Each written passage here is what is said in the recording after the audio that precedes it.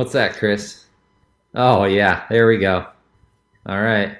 We made it, boys. We made it to the end of the season. It wouldn't be the Big 12 tournament without some Cody Road. Am I right, my friends? You could Amen have to brought that, some man. of that down the road a little bit.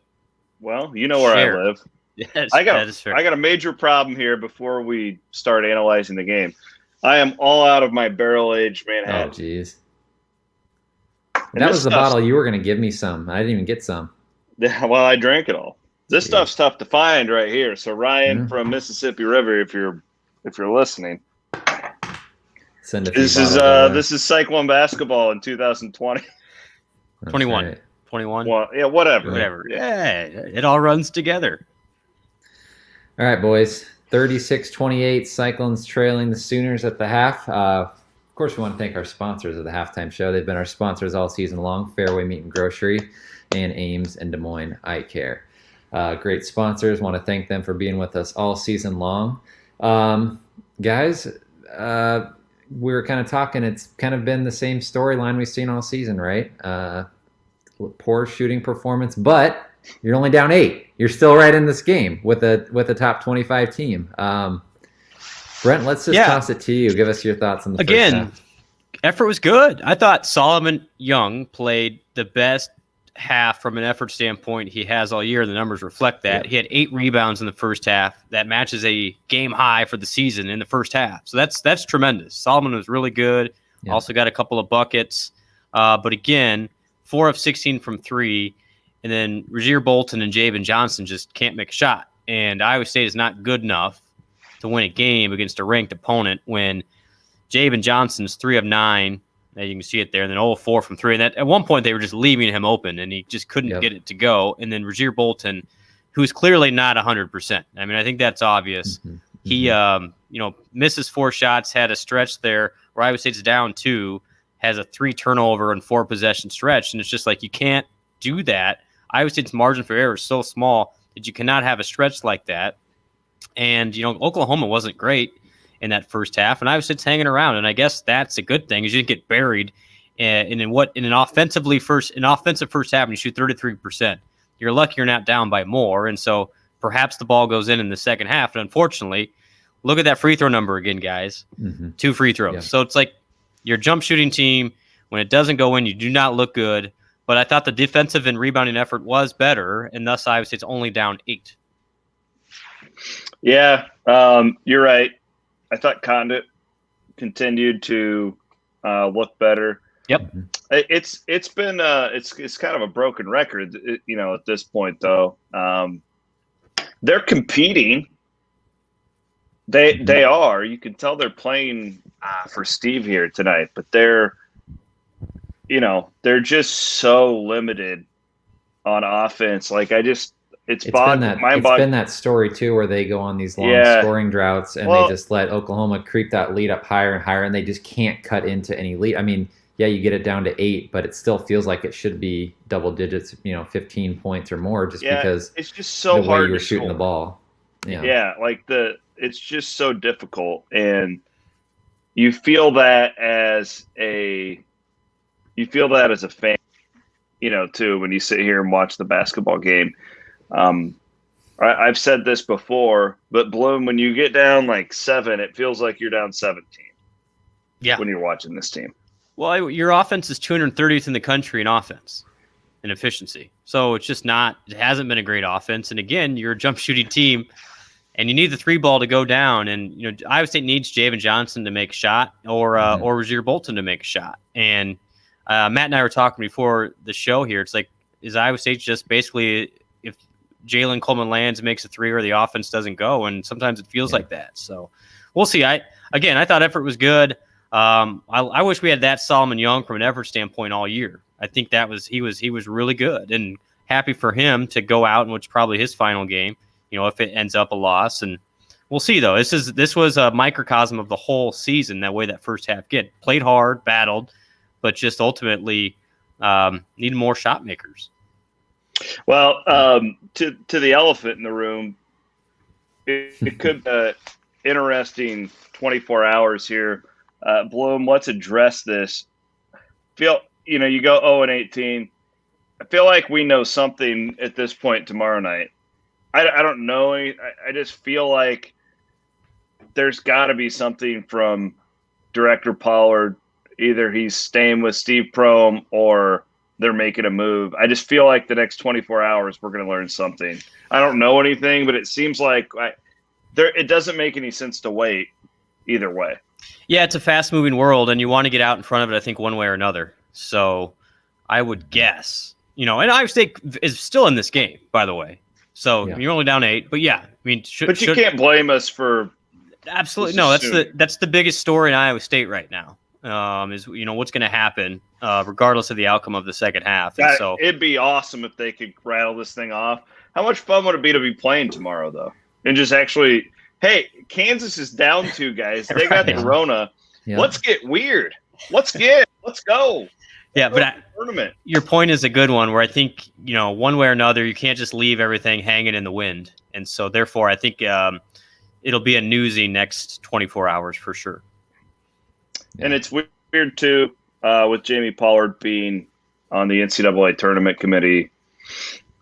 I have no idea how that impacts anything, but it's just something to keep an eye on. These are weird times. And, Blum, we've talked about this on our podcast. There's nobody who takes pride in talking about this stuff. Nobody enjoys this. It's really hard to do it. And the only thing I'd say is just Iowa State fans out there, just keep it classy, whatever you're posting, stuff like that. People watch. And at the end of the day, we're all Cyclones, and hopefully they can come back in the second half. I'm not going to hold my breath, but it'd be really fun if they could. And, have the men play tomorrow, then the women tip it off at 10:30 on Friday. We have a brunch date, Matt. Bloom's coming over. We're going to have some morning beers, Matt. Do you want to come over as well? I'll be there. Sounds good. Count me in. What are you making? I'm going to make us I think I might go and throw some ribs out on the Traeger early in the morning, and we can just drink whiskey and eat ribs all day on Friday. It is maybe a Texas style barbecue, playing the Longhorns. Yeah. There you go. Hell, it's like put ribs in with some eggs. Yeah. Get crazy. I'll bring the bacon and eggs, and Chris, you can have the ribs, and Brent can stir up some mimosas for us. Yeah, there you go. Yeah, more importantly, it'd be nice to have another halftime show tomorrow, because I really enjoyed doing this. And I think 4 of 16 from 3, right? So how do you get back, and how do you make this competitive in the second half, or how do you make this a game in the last 4 minutes? I think you got to get to 10 threes. Make 6 threes in the second half. Yeah. Stay even on the boards. Obviously, it's done a good job, other than that Bolton stretch, of not turning the ball over. So take care of the ball.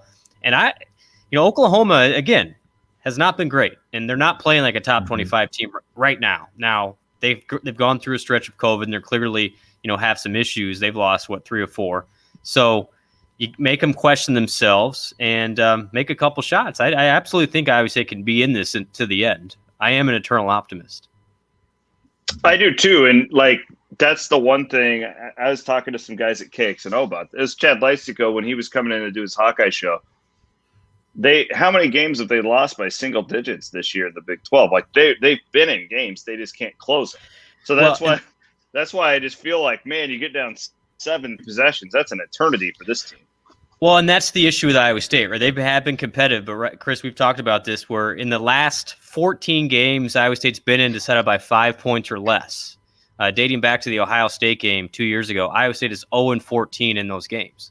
They just have not been able to win literally any close games down the stretch. And so, obviously you're not comfortable when you get in a game like that. However, weird things happen in Kansas City. Maybe I have some good vibes from being down there in years past. And I like the statement, let's get weird.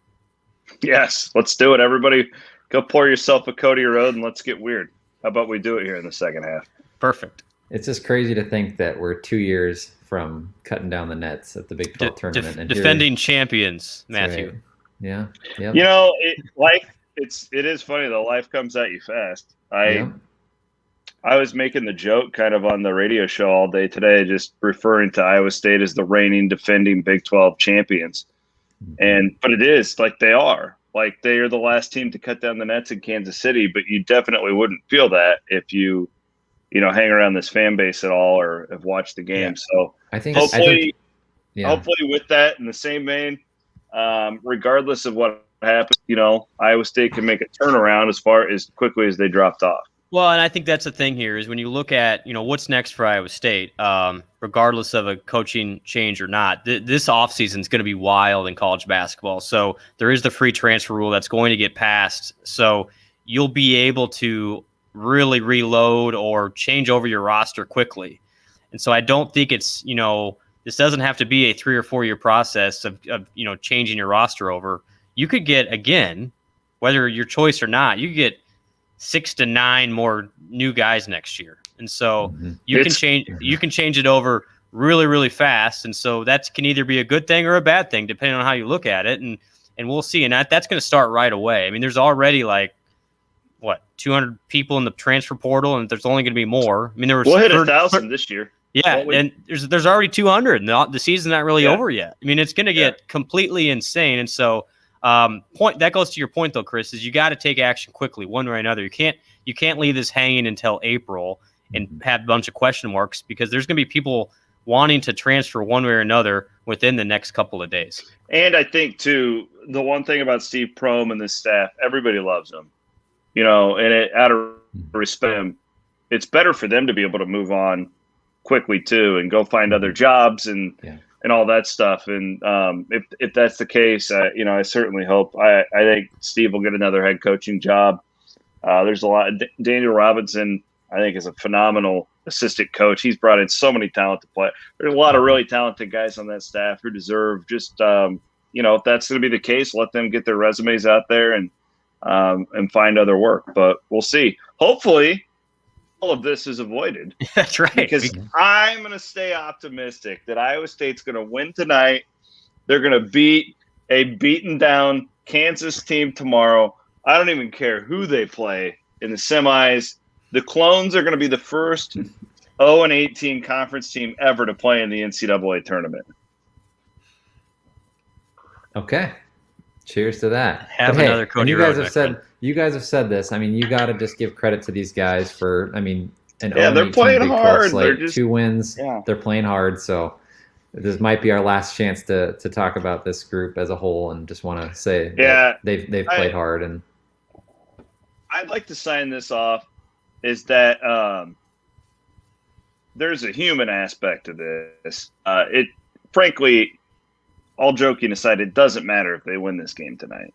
It's not going to change the mind of anybody who's watching this. There's a human side, though. It's been a brutal year. Iowa State is one of the most impacted teams by COVID of any team in the country. Whatever, it's not an excuse, it's just a statement. These guys have been through hell. They've been playing in front of empty stadiums, and they're still out there, they're still out there grinding, diving for loose balls. The human aspect of this, man, I really want them to go out and win one tonight, so they can just be rewarded for that. Same with the coaches. And whatever happens tomorrow, we deal with it then. But I hope everybody could just bond together and root for the Cyclones here for the next 20 minutes. Yep. At the end of the day, Iowa State's been in far worse positions as far as a basketball program than they are right now. Iowa State's going to get better. Hilton Magic will come back at some point, and let's hope it's sooner than later. Cool. Thanks, guys. Matt, yep. I owe you a thank you. You're the mastermind behind all these. You're the man. So great to have you back, my friend. Thanks, Big guys. things in the Appreciate future. You guys. Yeah, for sure. We're going to keep growing this thing. And thanks, everyone, for watching all season long. We had over 200 people watching on this stream. So thanks to everyone for tuning in. Thanks to our sponsors. Yeah, 0-18 team. And we had like 250 people watching live. It's incredible. Consistently. We've had and across the nation, I saw Diane check in from Florida. It's awesome. Yeah, awesome stuff. Hi, Diane, by the way. Awesome. Hey, thanks, Diane. guys. Well, thanks, guys. Enjoy the second half. We'll see you guys later. Go Clones. Cheers.